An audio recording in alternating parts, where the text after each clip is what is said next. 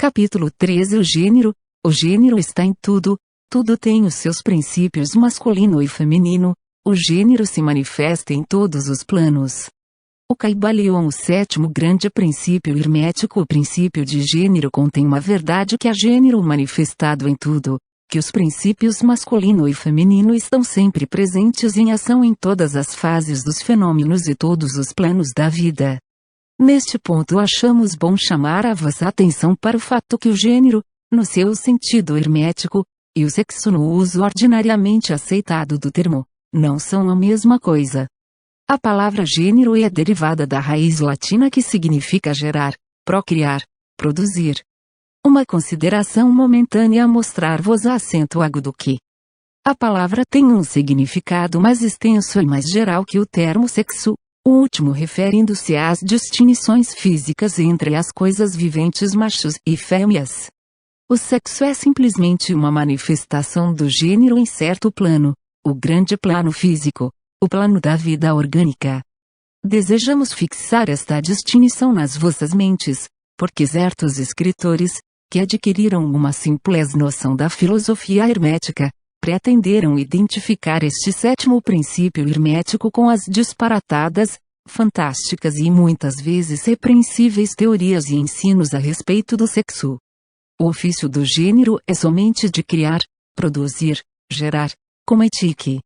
E as suas manifestações são visíveis em todos os planos de fenômenos. É um tanto difícil dar provas disto nas linhas científicas, pela razão que a ciência ainda não reconheceu este princípio como de aplicação universal. Mas ainda assim várias provas têm provindo de fontes científicas.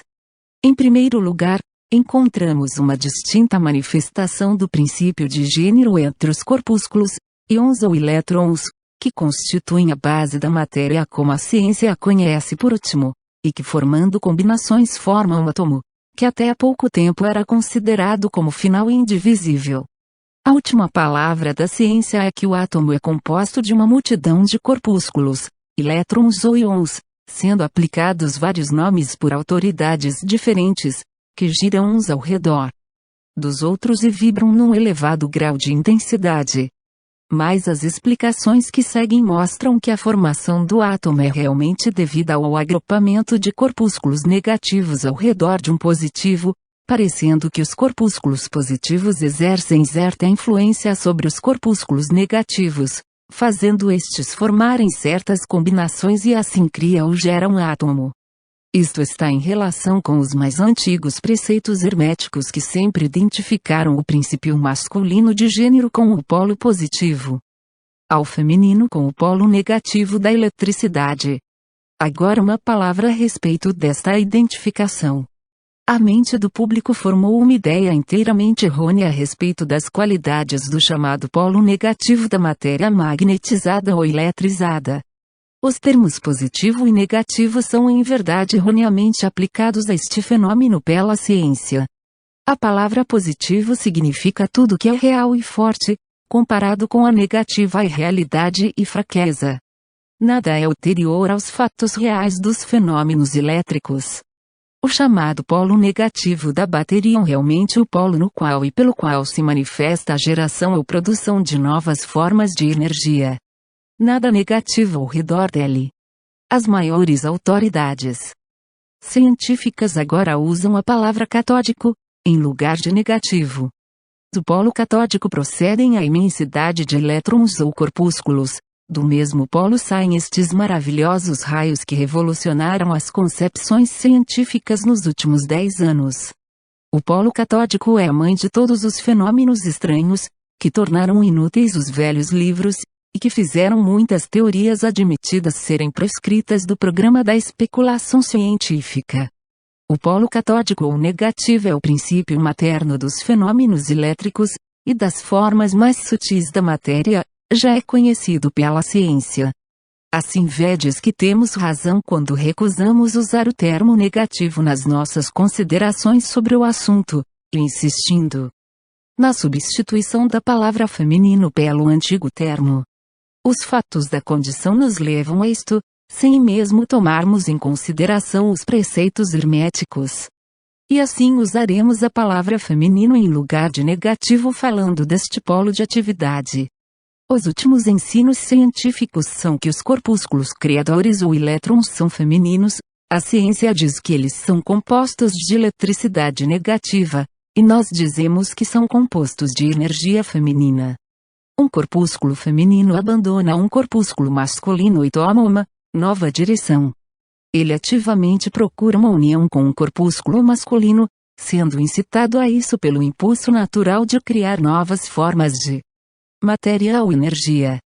Um escritor costuma até empregar a frase, ele a um dado tempo procura, de sua própria volição, uma união, etc. Este destacamento e esta união formam a base da maior parte das atividades do mundo químico.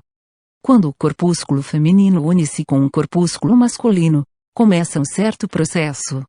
As partículas femininas vibram rapidamente sob as influências da energia masculina, e giram ao redor da última. O resultado é o nascimento de um novo átomo.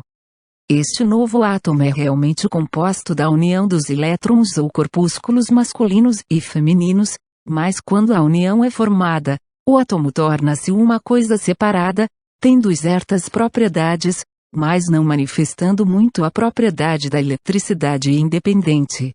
O processo de destacamento ou separação dos elétrons femininos é chamado ionização. Estes elétrons ou corpúsculos são os mais ativos trabalhadores no campo da natureza. Provenientes das suas uniões ou combinações, se manifestam os diversos fenômenos da luz, do calor, da eletricidade, do magnetismo, da atração, repulsão, afinidade química e o inverso, e outros fenômenos semelhantes. E tudo isto procede do minguação do princípio de gênero. No plano da energia, a parte do princípio masculino parece ser a de dirigir uma certa energia inerente por o princípio feminino e assim pôr em atividade o processo criativo. Mas o princípio feminino é sempre o único que faz a ativa obra criadora, e isto é assim em todos os planos. E ainda, cada princípio é incapaz da energia operativa sem o outro. Em muitas formas da vida, os dois princípios estão combinados em um só organismo. Por esta razão, tudo no mundo orgânico manifesta ambos os gêneros, há sempre o masculino na forma feminina, e o feminino na forma masculina. Os ensinos herméticos contêm muita coisa a respeito da ação dos dois princípios de gênero na produção e manifestação das diversas formas de energia, etc., mas não julgamos conveniente entrar em detalhes a respeito dos mesmos neste ponto, porque não podemos sustentá-los com provas científicas, pela razão que a ciência ainda não progrediu o necessário para isso. Mas o exemplo que vos demos dos fenômenos dos elétrons ou corpúsculos vos mostram que a ciência está no caminho reto, e poderia também dar-vos uma ideia geral dos princípios ocultos. Diversos dos principais investigadores científicos declararam a sua opinião que na formação dos cristais foi descoberta alguma coisa que corresponde à atividade sexual, que é uma outra bagatela mostrando a direção em que sopram os ventos científicos. E cada ano traz outros fatos para corroborar a exatidão do princípio hermético de gênero.